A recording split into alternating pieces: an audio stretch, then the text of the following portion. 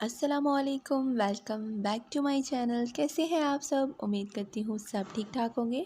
आज मैं आपके लिए कंडेंस्ड मिल्क की एक बहुत ज़बरदस्त रेसिपी लेके आई हूँ कि कैसे आप बाज़ार वाला कंडेंस्ड मिल्क घर में आसानी के साथ बना सकते हैं।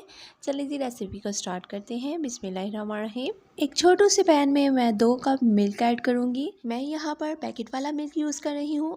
आप चाहें तो खुला भी ले सकते हैं, बट वो फुल ऑफ क्रीम होना चाहिए ताकि हमारा कंडेंस्ड मिल्क बिल्कुल परफेक्ट रेडी हो। अब मैं इसमें 1 कप चीनी ऐड करूँगी।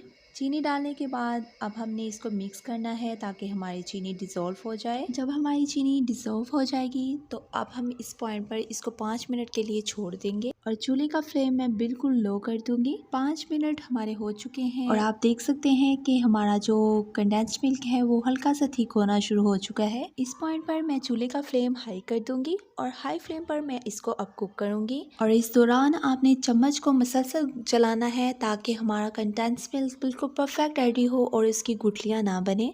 कंडेंस्ड मिल्क को आप सेव करके फ्रिज में रख लें। आप ये बहुत सारी डिशेस में यूज़ कर सकते हैं। कंडेंस्ड मिल्क को आपने ज़्यादा थिक नहीं करना, इसको नॉर्मल रखना है क्योंकि ये ठंडा होने के बाद ये मज़ीद थिक होगा। और ये देखिए माशाल्लाह से हमारा super duper condensed milk ready हो चुका है। आप इसकी थिकनेस चेक कर सकते हैं, बिल्कुल मार्केट जैसा ये कंडेंस्ड मिल्क हमने घर में रेडी कर लिया है और बहुत ही कम बजट में हमने इसको रेडी किया है। अब मैं इसे नॉर्मल टेम्परेचर पर आने के बाद इसे किसी जार में सेव कर लूँगी। यहाँ पर मैंने एक क्यूट सा बॉल लिया है। अब इसमें मैं ट्रांसफ़र करने के बाद इसको सेव कर लूँगी।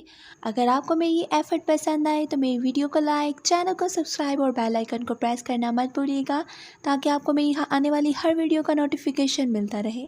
और शेयर और कमेंट करना मत भूलिएगा। अपना बहुत सारा ख्याल रखिएगा और दुआओं में याद रखिएगा। मिलेंगे इंशाल्लाह नेक्स्ट वीडियो के साथ। अल्लाह हाफिज़।